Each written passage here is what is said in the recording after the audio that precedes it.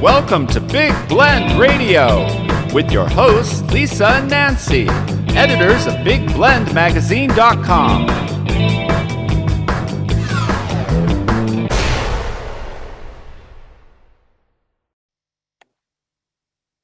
Hey everybody, welcome to Big Blend Radio's first Friday Toast to the Arts and Parks show with the National Parks Arts Foundation. You know, we do this every first Friday, like I was saying, and it's all about the artists and the parks and artists who get to stay there as part of the National Parks Arts Foundation residency program, where artists get to stay in parks for a full month. So there's an interesting, but there's an application process. It is juried, and it is a very, very cool program for artists, and it's very cool for parks, and it's really cool for art lovers and park lovers to be part of it all too. So I encourage you to go to the website. It's nationalparksartsfoundation.org. But you know what? It's been so long, and it's high tide. I'm going to say high tide, right? The tide is high. Tide? Yeah. You mean Okay. tide? I'm going to start singing that song. That we High have tide. Tanya Ortega, the founder, back on the show. So welcome back, Tanya. How are you? I'm great. Oh, thank you for having me on. I'm pretty excited. It has been quite a while. Yeah. See, the tide is Quite high, a while. and I'm holding on. The tide is high. The Yes. tide is high. And so I know that some people who are listening might not know that much about National Parks Arts Foundation, but what we do is, can I go over that really quick? Are you into that? Please do. Well, yeah. So what we do is we help the National Park Service create or, build better on artist in residence programs and have exhibitions and workshops. So we do three different things. Right now, the focus and a lot of workshops and benefits to parks and artists are coming from the artist in residence programs. So what we do is we do across the country, across the nation, we pick out certain parks pretty much every year now. We're going to start doing it every year to pick out parks, and the parks apply for our programs, and then we see how we can help them, how we can get artists to the parks, because there's a whole legacy of artists being involved in the national parks. So Thomas Moran was an artist many years ago, before the National Park Service, before Yellowstone was even there. And he and a photographer, I should have probably Googled, I can't remember his name, so photography was in its infant stages at that point. And they were sent to where Yellowstone now is to record the area through art, through photography and drawing and painting. And they went there. I can't remember how long they were in that area, but can you imagine if artists were paid by the government now to do such exciting things? Awesome. So it's pretty great. And not a lot of people, even in the Park Service, know this history of the parks. So what happened was Thomas Moran went back to D.C. and showed them not even gigantic paintings that we all know that are iconic right now or have been forever. He showed them his watercolor drawings in a watercolor pad, basically, to everybody. And they said, wow, that's such a beautiful place. We have to do something. We need to declare that gorgeous place a park. And that's how Yellowstone came about and how the Park Service came about. So that is one origin of the National Park Service that we think is very important in many ways. And I just want to give everyone, the photographer is William Henry Jackson. Yay, you Googled it. Thank you. I did. And it's all part of the Hayden expedition. Dun, dun, dun, dun. Sorry. Keep going. Yes. We had to do that. No, but because the photographer, you're a photographer, and this is part of your legacy too, of how this all started for NPAF. So had to get that photographer's name in there. But so that's one part of we wouldn't have national parks without these two dudes. We wouldn't have national parks without artists. And that's really what it comes down to there. Yeah. Oh, yeah. Well, the other countries followed suit with the United States and even adopted a lot of what our Park Service, verbiage is and different things for their parks. I went down to Brazil a few years ago, and I saw the parks down there. They're doing a fantastic job of preserving these, precious lands. Oh my gosh, do I have stories about being down there. And, it's always down there. It's more of, and I wouldn't say a fight, but there's more contention with developers wanting to develop in these lands that are down there that are occupied by tribes, and so that's a different story altogether. But I was in Brazil one time with two different groups who wanted a piece of property. One of them was a developer, a concessionaire that wanted to turn this area into an eco-tourist destination. And then there was what they have, I can't remember what they call their park service, but it's something similar. And they wanted it too, to preserve it. But there were these tribes there. And no kidding, they're giving me a tour. We're walking through a jungle, and we came across the tribe that was there in the jungle who did not want us around. And yes, we turned around and went back. I bet you did. And they were arguing. Yeah, they were arguing in the, I guess, the tribal language and Portuguese. It was pretty interesting, but we were out of there. But there was only two of us, and they made a good point.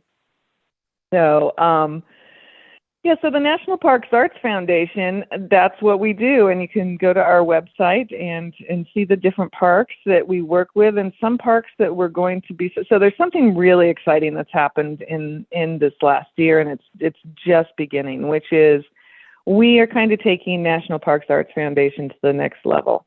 And by this, I mean we've got an incredible advisory board now, and our new VP on the directors board, as you know, our old VP passed a couple of years ago, and so we are taking it in a direction of having more parks, getting more involved with the artists, and we already are very artist centric since we all are artists in NPAF, so we kind of see that side of it, and we like it when artists get paid. It's their livelihood, and it's hard to explain to people, like, this is somebody's livelihood. It's not that if you are getting for free somebody who is coming, an artist who gets to interpret the park. Yes, that's a good deal. You get to live in a park or whatever for a month, and but also, we like to have a stipend to be able to pay artists, because it is hard. It is really hard, and you're volunteering your time. I mean, it's an experience like no other, but also, we need other people to see it. Like, they may be doing this for, just a small stipend, or, a few $1,000s or whatever, but they're really giving. Artists are really giving a lot. And by artists, and this is one thing that we haven't figured out how to change. By artists, I think I've talked to you about this before. A lot of people think artists are just painters, or just a certain art medium. And we accept, dancers, people. Remember, we did the virtual reality artists. We did, writers, poets. And the thing that one of the things we're trying to overcome now is to make sure that people of all arts know that they can do a proposal. We will look at it in application, and they could be accepted for this. We're not just selecting painters or photographers or anything like that. We consider just about anything in art, as long as it falls within the confines of fine art, which was an argument that happened years ago. So it's interesting. We're still getting a lot of, and it depends on the residency, we're still getting, your more traditional artistic media, a lot of very traditional artistic media. And it's, we have a lot of emails like, things like, I'm a writer. Am I an artist? And, we're like, yes. Yeah, we consider you an artist. Maybe you don't, but we do. So. Yeah. No, I think that's the beauty of this. We always talk about that on the show. And when, every first Friday, usually we're, talking to artists in residence, sometimes while they're there. Not when they're in Dry Tortugas National Park on Loggerhead Key. It's a little hard when they're off grid. And, who wants to get on a phone call and do that when you're on your own island playing with sea turtles and, well, no, not touching them, right? But, having this unique, I think one of the most unique art residencies in the world. You could go from Hawaii Volcanoes National Park to Dry Tortugas. but you have amazing artists that range from like the plein air painting, that people iconically think of, to artists who are recording the sounds of hermit crabs under the sea, things like that. Yeah. And I think that's really neat. And, even the quilters, we had a quilt artist, Nancy Hirschenberger, on the show, and she's painting quilts, which is a whole other thing that a lot of us don't think Yeah. of. We think of the typical, here's my square and pattern, but she's taking it in a whole other world. So I think it's really exciting who you get. And musicians, it's poets. You've had so many different kinds, but I know it's hard to get everyone to understand, like, go for it. I mean, even the house that artists stay in Hawaii, for Hawaii Volcanoes National Park, you have a recording studio, and don't you have a dance floor in there too?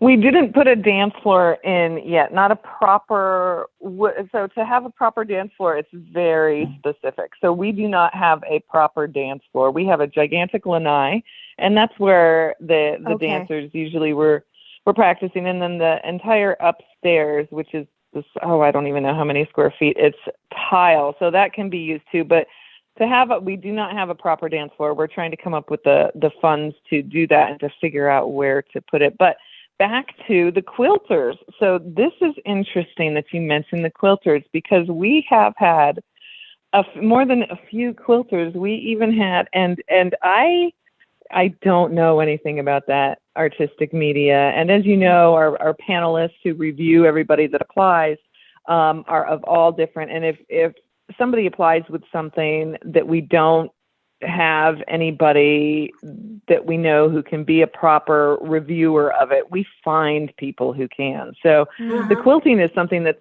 I know nothing about. But we even had, I don't know if you remember, Stephen Towns at Gettysburg, and his quilts are amazing. I mean, if you Google him, he's an incredible person, an incredible quilter. I really wish that I need to kind of revive our relationship with him, because, everybody's been busy the last couple of years. But we have had a few quilters, and that is something that I didn't even think people that do that would apply. I didn't really put much thought into it, but it's a pretty exciting craft, and they're really telling their story. Stephen is telling his story, Stephen Towns, and he's had his quilts in, national museums and that kind of thing. So that's important. But back to what were we just talking about? Just about the diversity of the kind of artists applying. That's something you really want to let people know, that apply. You don't have to be a plein air painter or a photographer to apply. And it's interesting because we recently interviewed a filmmaker, and we started talking about you, and then we're like, okay, sci-fi filmmakers. Hello, you could go to Hawaii Volcanoes National Park and apply to do a sci-fi. Why not, man? I don't know. Do you try it? I don't know. What see, but that's something I would say. Would a filmmaker who specializes in sci-fi, would that tie in? Oh, that's a really good question. So our residencies, you need to read about the residency on the website, and even in the application process, or just get on the website and read about what it offers and what's kind of expected of you. But for the most part, we try to keep it very, very balanced towards what the artist needs. And so it's what you're going to gain, even if you're not working on a project that directly reflects the park. If you need a space and time to do something creative, that's a totally valid reason to have a residency. It's a sense of place and time and space to kind of turn away from your world, whatever it may be, and come to a place and work on something you're already working on, or even be inspired to work on something new. And as you know, what generally happens is that people will apply with, a project. Or remember the time I was telling you when somebody applied and all they said was, I have nothing, I don't know what I'm going to do. I'm just going to be inspired.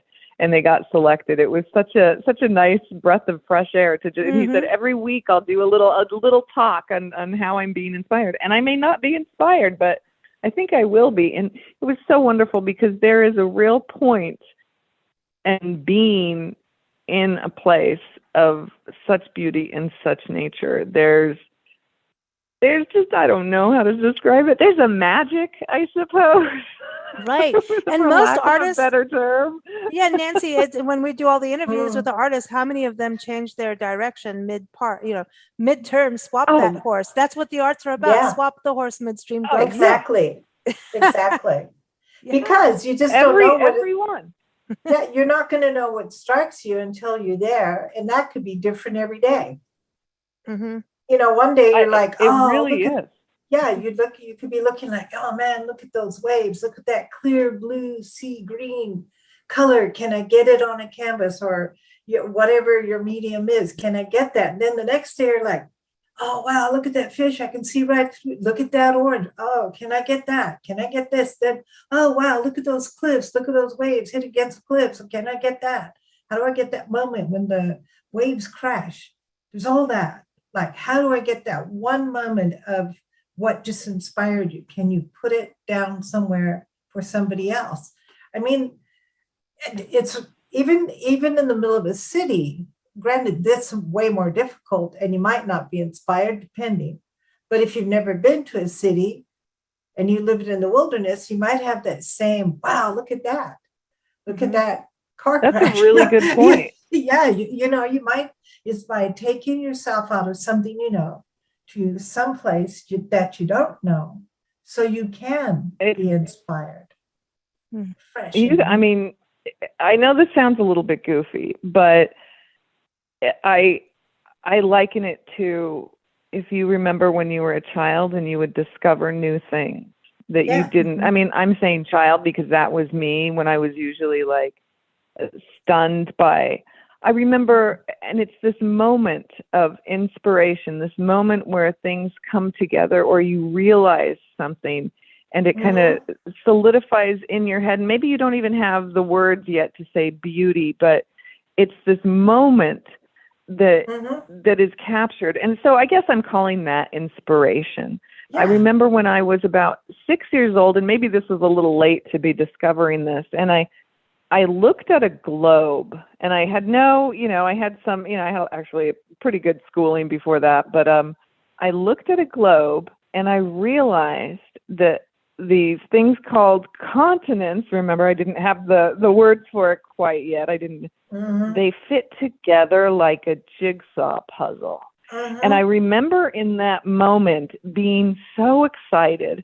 And so, like, I didn't know, I doubted myself in a way because nobody had told me, nobody showed me, Pangea or whatever that was many, many years later that, I just wasn't schooled in that. But just looking at the globe and realizing and being inspired. And I remember thinking, wow, if those things fit together on this thing called a globe, what other things fit together, right? So that was kind of an inspiration. And it usually for me happened when I was a kid, but it's kind of that moment of not necessarily something being solved or fitting together, but moment of a discovery, almost. The excitement. And inspiration. Yeah, it's inspiration. It's because wonder. Once you get, that ding-a-ling-a-ling, then you want to do something with it. And that's where creativity, I mean, where would we be without creativity? Well, nature is like, it's worth representing. Amazing, like we saw a bird the other day that we've never seen before that we're like, wow, look at that. And the first thing I want to do is go paint because I've never seen this bird before. It's there's oh my gosh. I know, because I want to go paint it. I don't know why. Edward Scissorhands bird. Yeah, the scissor flycatcher. It was so different. It was white, and not all white, but mostly white. And you just don't see. Yeah, you got seagulls that are white, but you don't often see white birds. It's not pretty. It's white and gray, and then had it's a scissor-tailed flycatcher, and so in the light it would change. Yeah, so it's like awesome. Looked white with this long tail. And we used to have pintail whiters, which are also flycatchers in Kenya. these big, long, plumy tails with red and whatever. But this was like, whoa, what happened there? And then like, okay, so we need a residency where we can do firefly art. I tried to film fireflies last night and I suck at it. I need a residency for it so I can spend a month trying to figure this out. Dang, you can't go. See, but this is the thing. Good. How do you do that kind of stuff? You could be the most brilliant photographer in the world until you get there into a scene you've never been in, whether you're photographing or filming, and something that moves and it's like buzzing by you. You need that time to be able to capture that, not capture the firefly. You got to study Leave 'em it. alone. So how do you study it so that you know what time you have to be there, where you need to hide, watch their movements and know what they're going to do next. So you can capture. I mean, it is, but imagine when you saw that bird, that whatever scissor leg flycat or whatever it's called. Scissor hands. It's scissor hands. Edward Scissorhand bird. Johnny Depp was in the garden. Oh, don't start. Do not start that. Okay. If you were somebody who, what are they called, ornithologists, you would know immediately how to categorize that bird in your brain, right? Yeah. And because you guys are not, as far as I know, you could see this bird and be immediately, I want to say enthralled, but that's not the word. Inspired, wonder, the sense of discovery again. So this was a thing that was new to you. If you had if you were an ornithologist, is that what it's called? What those people are? A bird watcher. Yeah, you would know what it was, and it wouldn't have the same effect. So there's kind of an argument about knowing too much about stuff and still being able to be inspired. But check this out. 8 years ago, I think it was, I was in Death Valley. We have the program there, and so I'm driving around with my husband, and I see what looks like, I look out the window, and I'm driving. Of course, I should have been paying attention to the road. I look out the window, and I see one of the ugliest birds flying that I had ever seen, and I couldn't tell how far away it was, in the air, and it kept getting closer. And I was like, my goodness, I've been down to Costa Rica. I've seen buzzards. This looks like a buzzard. And by the way, this is going to make people not very happy with how I judge things, but that's not new. And I was like, wow, this bird is so ugly and so beautiful at the same time. It's so ugly. And so this bird comes closer and its wings are gigantic. I'm like, Thunderbirds are real. This is a Thunderbird, because I have that all from my past. Like, oh, this is a real Thunderbird. And it goes and it lands and I'm following it and we're following it. And my husband's like, I've never seen a bird like that either, and he's from Alaska and has seen some amazing things. And we follow the birds, and we follow this bird, and it's landing, and it lands among all these other gigantic birds. And they're like buzzards and they're big, but this wingspan of these birds was incredible. And I was like, I have never seen this bird in my life. We get out of the car, we don't disturb them. We just get out and look at them, and they look at us and just, walk around, and they're doing their thing. And I don't know, there was like 8 of them, maybe more. I can't even remember. My mind was so blown. I was like, what is going on? What is this? And so I immediately, even though I had this sense, like you guys did with this bird, of wonder and just being amazed, I had to go and look it up. I wasn't satisfied with just being amazed at this really ugly bird. And of course I went and Googled it, and they had pretty recently let out the California condors. And they were California condors. There was more than a few of them, and I got to see them. And I think it was only, I don't know, a couple weeks since they let them loose or something. And I was just like, but we'll probably never. I thought it was ugly. I know, I'm so mean. I'm so judgmental. I love them. No, ugly. But hey, listen, the one lady got them when they released them, and they're doing such a good job in Pinnacles National Park with this. And then they're in the Sequoia National Park. They've been citing them.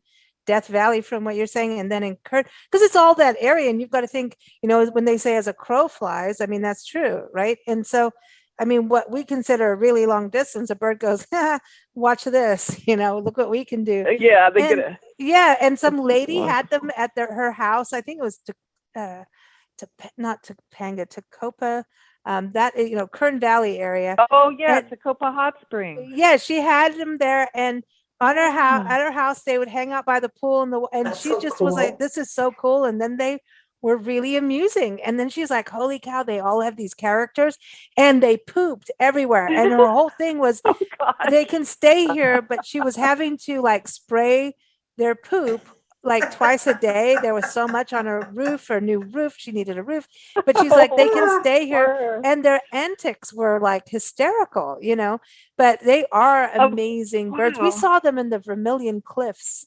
years ago. They're Oh, you got to awesome. see him too. Yeah, they're Yeah. awesome. And we're like, so what is cool. this? And we also saw wild horses. We were so naive about the West at that point. We'd just come home. We were still like Africa, we're still coming. We're fresh, and we're like, what? Are these horses wild? And now we know the wild horse story, and we won't go into that as a whole other show. But we saw this guy tracking him and watching, and we were like, wow, we felt like we're in Africa because we're used to like vultures and Yeah. marabou storks. Talk about ugly, but so cool, man. Those Oh, they're babies not are cool. ugly. They have the best characters. And No, vultures, Nancy and they're I are weird cute. because Point Reyes, we were like, they're going to come get our sandwich. And then they were on a carcass, and Nancy and I are sitting there on a big driftwood That was log cool. on the Yeah. beach, and they're right there eating a carcass, and we're having our lunch and going, You were like, cool. whose tastes better? And most people would be completely grossed out as they That was bebop, cool. they dance on I top of wouldn't the have been able to carcass. do it. No, we could. And we're like, this is It was I so so wouldn't much cool. have fun. been able. We were weird. I know. See, No, it was so much fun because they're but- looking at us and like, what do you got? We're looking at them. We don't care what you got. but as artists going and seeing these things, it is like that. It's like the Last Supper painting. You could do it. It's like Yeah. you could do. I mean, there's all these new experiences, and I think what's really difficult in creativity is the constant interruption. And yes, there's always arguments that those things help creativity because you have to work around it, blah blah.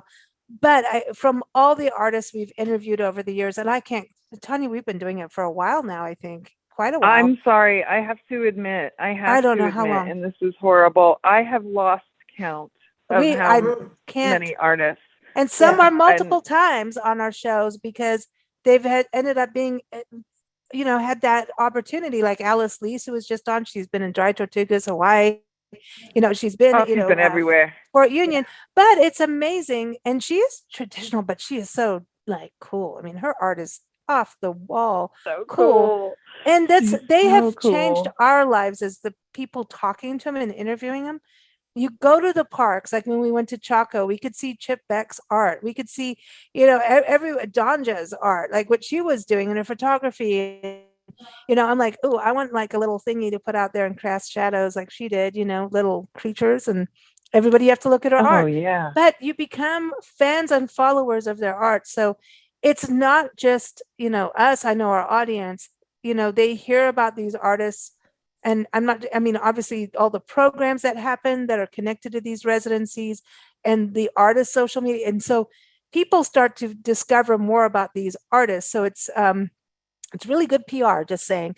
And people get inspired about the park. So it's really great for the parks. And one thing I always say on these shows with the artists is, some people never get the number one, who gets to go to Loggerhead Key and Dry Tortugas? None of us, right? It's a special behind the scenes thing. And yet we get to see this through the artist's eyes. And then like, if you look at their art, and like maybe it's Chaco Canyon, Chaco Cultural Historical Park, let me say that correctly now. But when you've seen their art and you go there, there's this whole other, they open your mind to look at a park in so many different ways. So for us, I think because we're a little bit more connected in that we've interviewed and read bios and looked at their art, we get so involved in this process that these artists are in.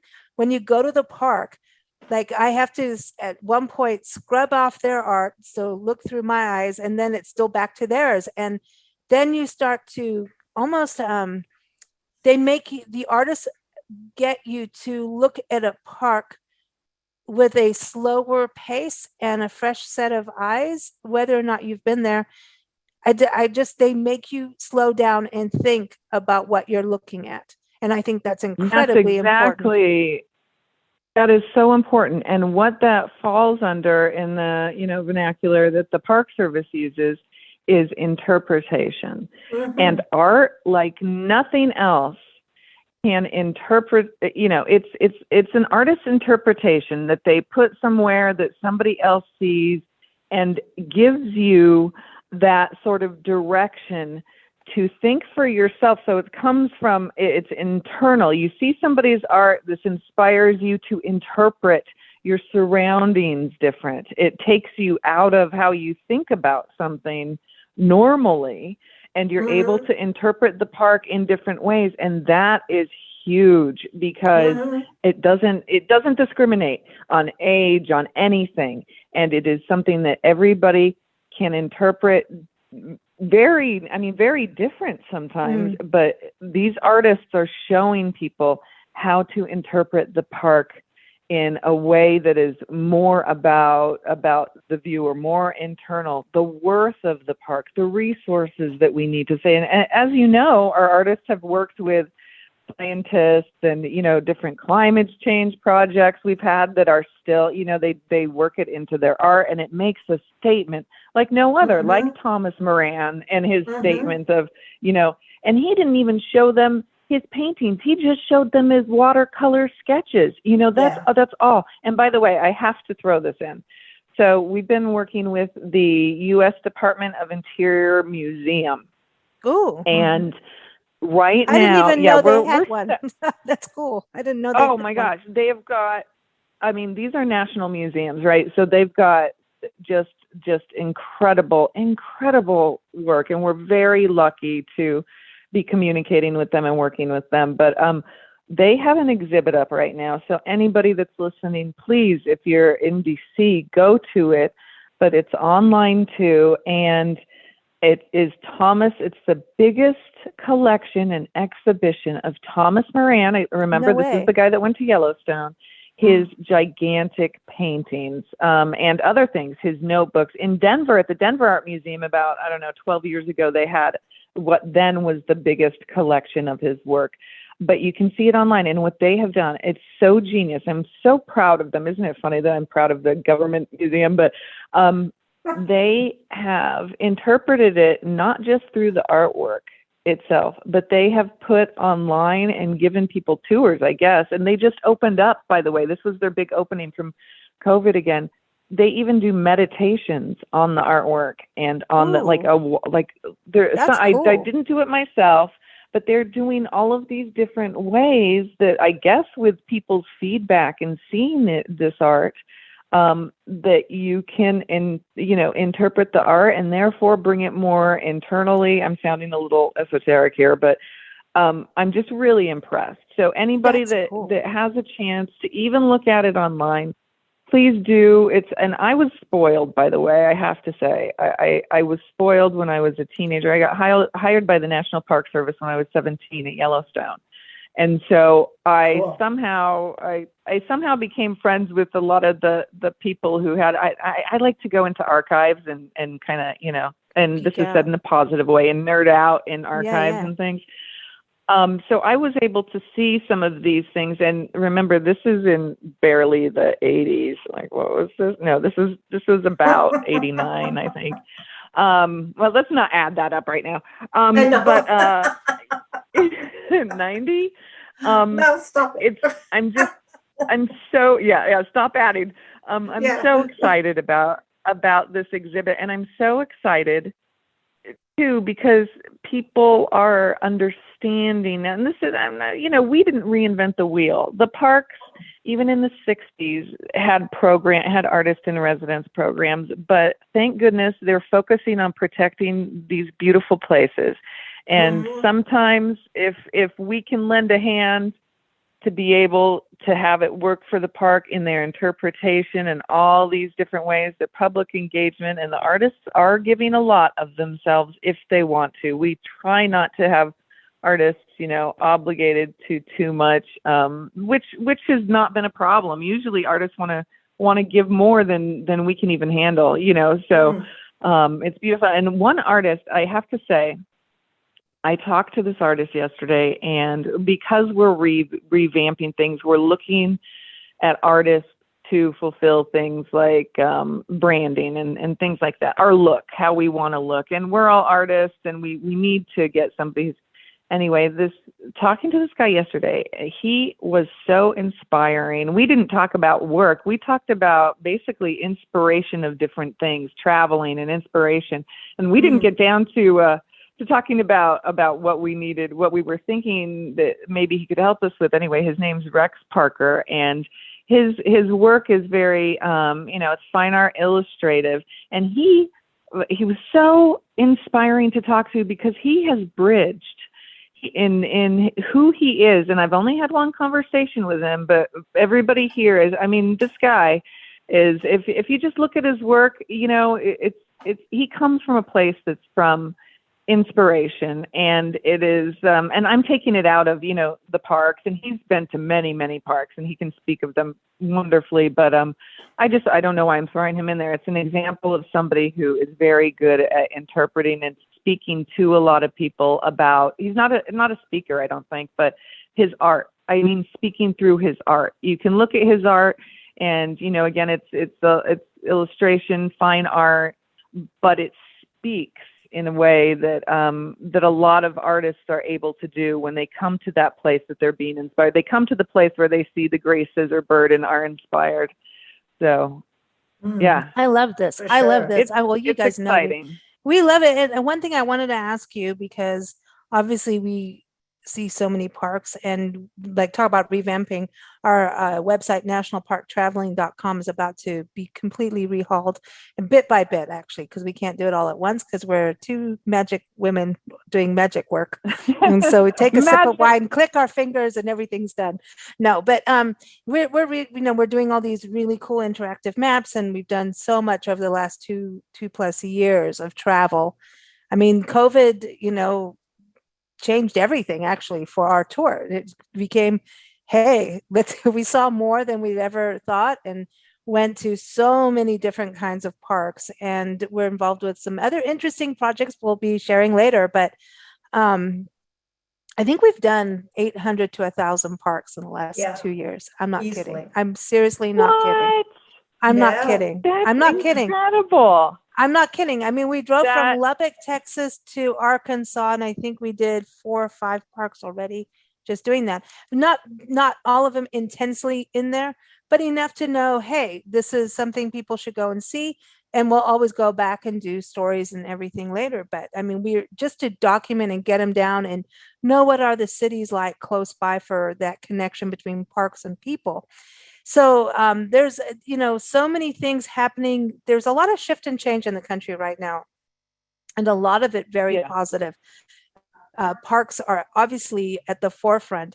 And what we're seeing is a shift of, we can't keep overdoing our major parks too. We have to have a lighter footprint. We have to parks are looking at reservations and shuttle systems and things like that, not just climate change, but we have to be better humans when we travel. So again, the art part is a really big deal.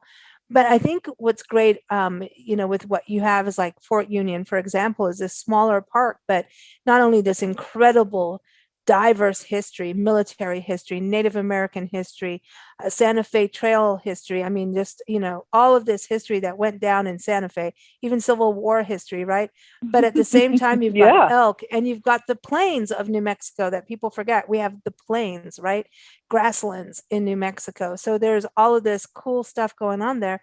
But this is a park that's kind of not on the big, it has to be the Grand Canyon. Well, you could visit this if you go to Chaco, Gallup, and even the Grand Canyon. So I think you're putting some of these smaller parks on the map that people don't really always recognize the smaller. It's like, if you go to Africa, you got to see the big 5 animals. Well, there's so many other things to experience, and nature teaches us to look at the minute. Part of the things we learned in like the Kalahari Desert in South Africa was to look at the small flowers. how did these things even Mm. grow in the desert? They did, and they do. And it's incredible when it happens. So it's the smaller things that you may not think of that will really blow your mind. So I think that's a huge thing with art. And so my question in my long-winded way is, there's a lot of parks and areas that we travel to. We're like, dude, Tanya. And then the people are like, Yeah. hey, we hear this show and we hear what you're doing with parks and arts. Like, we want NPAF. Like, so, tell us about this. Are you open to like national heritage areas that incorporate the Oh, towns yeah. and all of, Oh, because, definitely. and are you open to Cool. state parks, national wildlife refuges? Like, what, and how do they do Oh, this? definitely. Oh, Definitely. cool. So Good to know.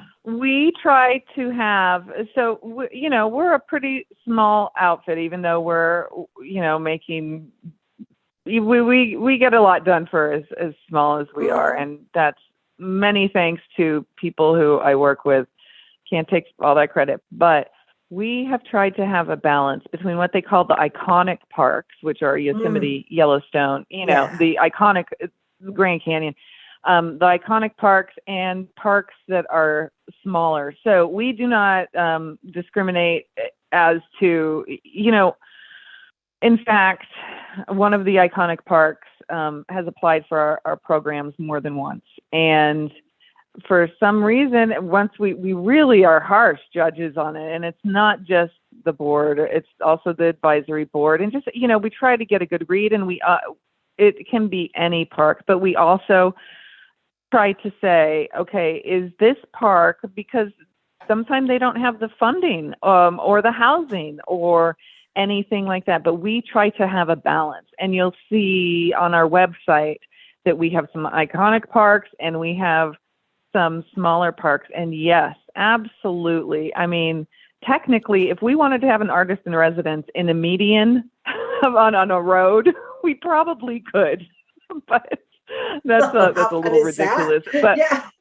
we wrote it. We had some great attorneys, write it so that we would be able to. So the National Park Service has over 400 locations. So when you guys went through 1,000, you were going through not just National Park Service parks. You're Right. going through. No, I mean, everything. even we State. work with state parks. We work Yeah. with BLM. We work with, Cool. Yeah, you know, exactly. the- Mm. we try to have a balance because we realize, and maybe it's because we're artists or something, like there is some beauty in everything, in yeah. everything, some tragic things, of course, but and then it just speaks. So if you look at our website, we have selected smaller parks with no money, and then we come up with the money to do it.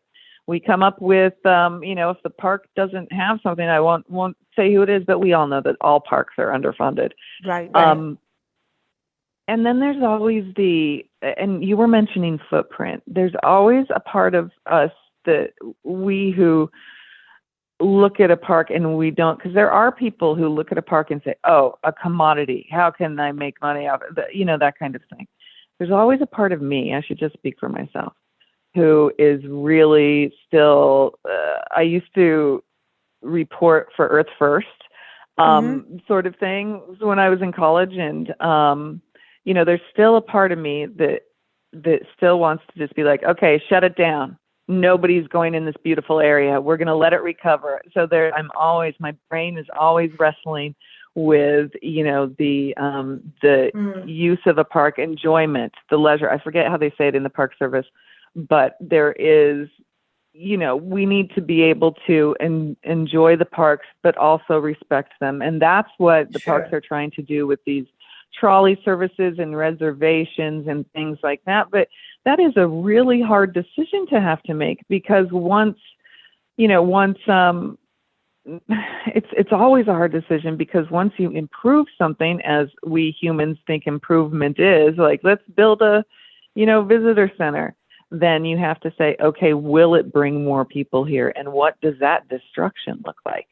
Ooh, I just said it in a really, really tough way, but that's true. The parks are all of ours, but I've seen it happen. I've seen it happen where they haven't been And this is a state park I'm thinking of where they haven't been really, they didn't think that what they were doing would bring in so many people. And so they improved it. They put in sidewalks and different things, and it let people come and enjoy the park, but it brought in too many people. And then they're like, oh no, we have to come up with another 20 million to be able to fulfill not destroying this natural resource, but we need to accommodate. And if we do that, will it then bring in again too many people? You know, like there is that consideration. And I know I don't know what other people think about it, but I really think that the Park Service has done a very good job.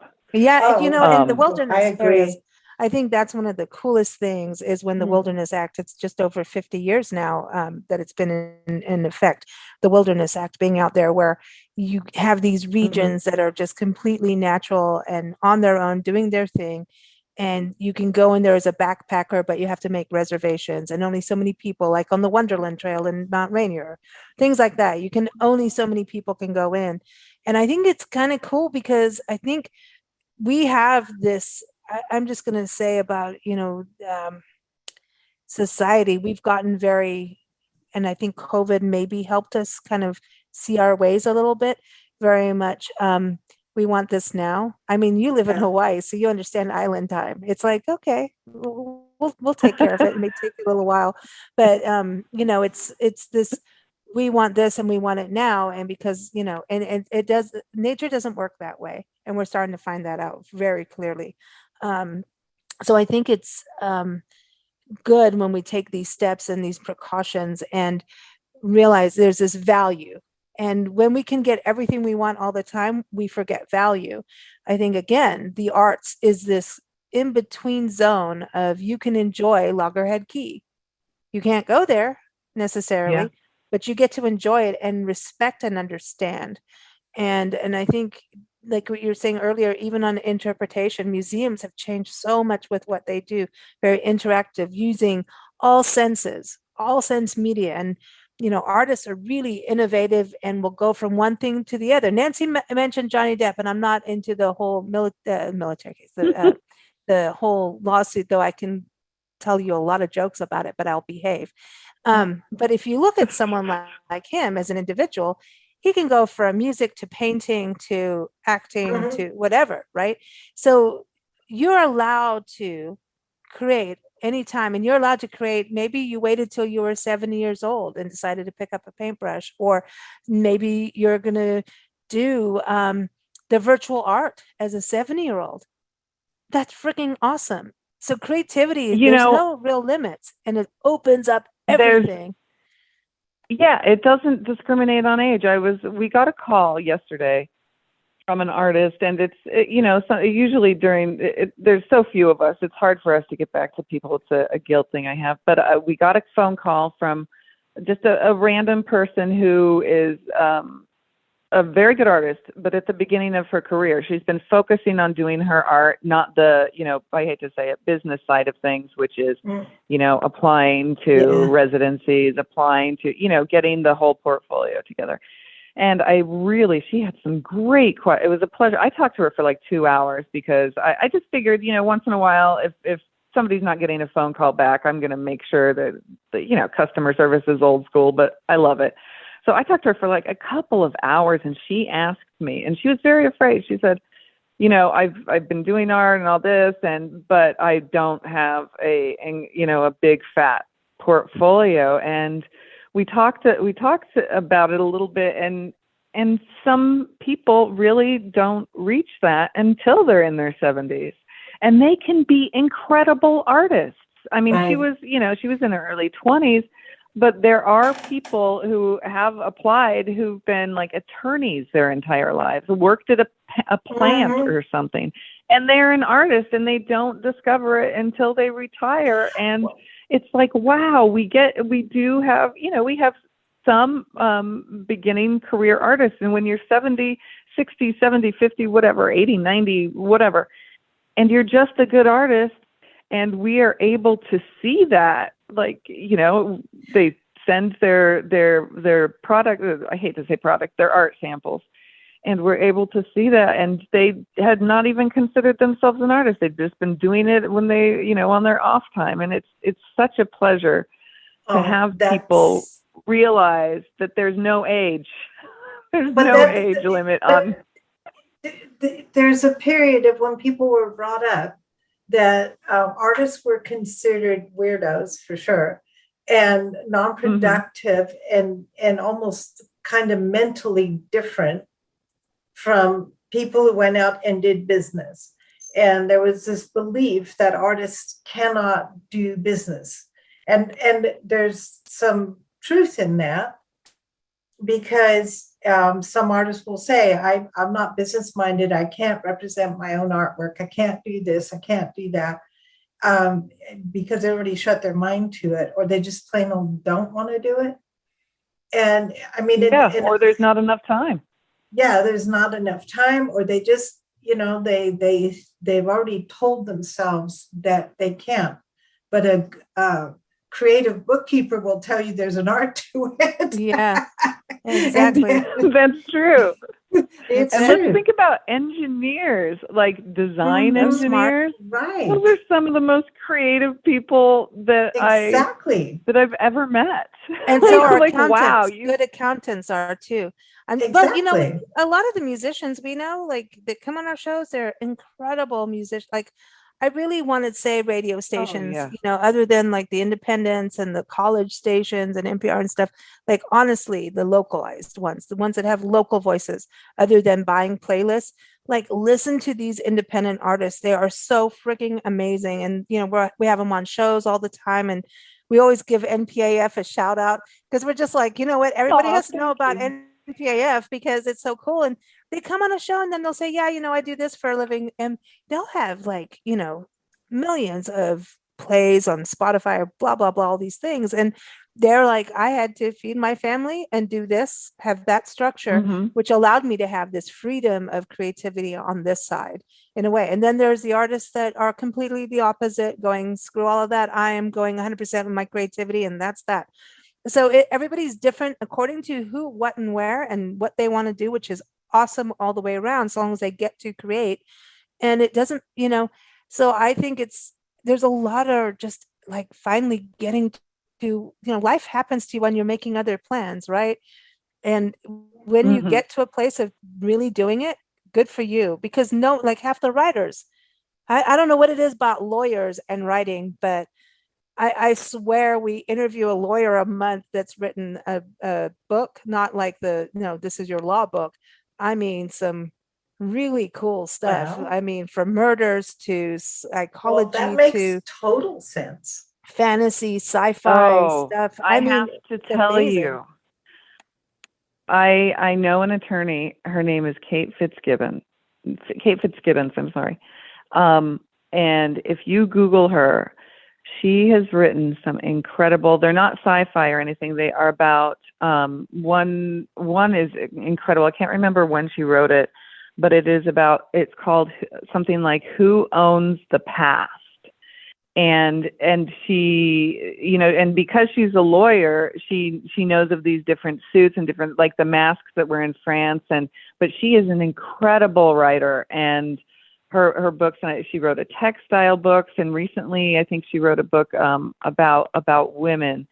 But attorneys, you're right. I mean, we have people applying who are attorneys, and they're writers, and they're really very good. Even if they do, something totally out of the, like sci-fi or something like that. But I'm always very impressed. Of course, there's the other thing about this too, though, that people feel like they have to be an academic to be able to write a good, artist statement or proposal or those kinds of things. So in our rubric that we give the reviewers panelist selection committee, we ask them, do not, maybe, if they're not, if their strong suit is not in grammar or writing, do not even put that into the equation unless it is part of their writing, part of their samples, that they are giving you. We're not here to, be check marking next to misspelled words and things like that, because as you know, a lot of artists they decided to be the artist that's going to I'm just going to be an artist. I'm not going to, get an education, but an art education in maybe my own way. And there's a lot to be said for people like that. But that is one reason that we put various things in the review. Say, just disregard that. Read it, understand it. If you don't understand it, we can figure it out between us, kind of thing. Another thing I need to throw into is that our reviewers are anonymous. So unless they decide to share it, we don't let even them know between themselves unless they somehow reach out or tell somebody. So it's a privacy thing. Yeah, it is. It's a privacy thing. It is, absolutely. And I think that this too, the process of applying, every artist that we've interviewed has basically said, keep applying and don't be discouraged if you weren't chosen at that time, because it is a moving thing. It's about people reviewing it. It's like what's going on with the actual goal of this at this time. And it's just keep going. Alice, for example, she's done a ton, but she's also been turned down a bunch too. Like, I don't know how many times, but she's like, keep going. And, it's like, if you don't apply, well, the answer is no, right? And keep applying and keep doing it. And yes, there's a fee. And sometimes the fee gets knocked off depending. Sometimes you do a little thing, but the fee goes into how much work this organization does. I just want to bring that up because we get those comments and emails. Thank you. That really, there is so much to it. I mean, I know if we go into a park to really do proper filming and stuff like that, do you know how much paperwork and insurance and liability and back and forth? And do you have any clue, people? It's not the same as just going to a park with your camera or your paintbrush. It is a whole other world. However, it is huge for the parks. It is huge for the audience of the work, and it is huge for you. And it's one of those things to check off on a bucket list, quite frankly, if you get in, and keep doing it and keep applying for different ones. From what we've heard, a lot of people get hooked into it, and it's because you can create for a full month and have that time to observe and breathe and change your mind, because you should be able to. That's the biggest thing we hear is how you're open to that, which is awesome. We are very, very open to that. And I have to admit, I at one point had a drawer full of maybe 100 rejection letters. I applied to things for so long, and this is really hard on my ego, and especially then. For so many years, I was being told no. I even told the woman I was talking to yesterday that when I was walking around Manhattan with my, slides, that's how long ago it was, and going to all these galleries, and they would say, and maybe my work wasn't for them, and they were just trying to be nice, and they'd say, you were too young. Come back to us when you're in your 40s, and you're just too young. You're just too young. And if I had time to do my artwork now, I'd be doing the same exact thing. And yeah, sure, maybe I was a terrible artist and they were just trying to be nice. But you're not too young. You're not too old. And all these rejection letters, and this is kind of what I tell people because it's been my experience, and it might not be for everybody, but I was so bummed out that I was getting rejected. And yeah, sure, I had every once in a while I'd get accepted to something, and I had opportunities that I didn't take because I was simply intimidated by the what it felt like, which would have been better for me to go for it, but it just wasn't the right time. But what I did instead was I said, I'm going to make this happen anyway. If I'm getting rejected from all these things, I'm moving forward. And I feel like when somebody says no to you, when you get rejected from something, it's different because it's internal. When you take that no as a no, turn it around, and how can you still make that experience for yourself? Exactly. How can you still put yourself in that mindset, even though you got a no? And this no is not, saying that this is a yes and not a no is not hurting anybody else. It's helping you move forward. This isn't implying that you should go back to whatever you applied for and go, I am the best. You should have picked me. No.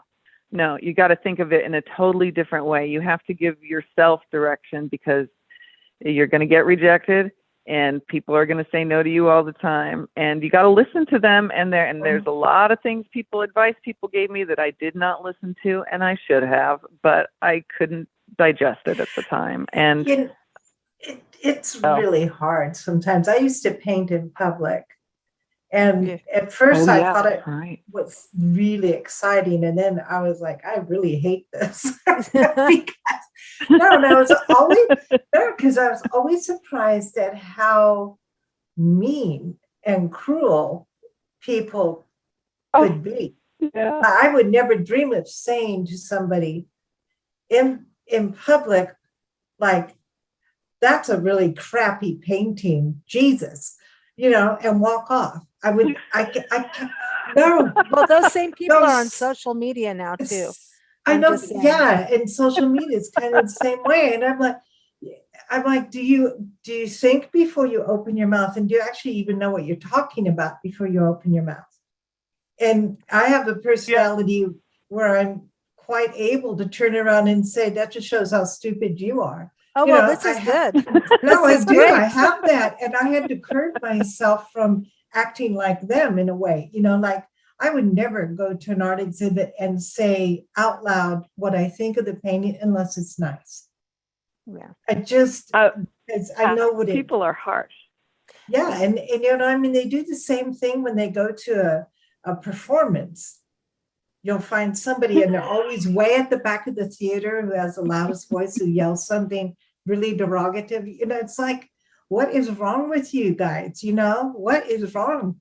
And my standard answer, are you a painter? Are you an actor? Do you put yourself out there besides like mouthing off? Do you actually do anything creative? Nancy's off on a rant now. Yeah, well, because I love it. It's you know what I'm talking about, because oh my gosh. And then gosh, I remember one time, just because I got really upset at somebody who said something. I was using a palette knife, and I had painted all these wolves, and I was making the snow splash up where a wolf kind of pounced, and in the painting. Wow.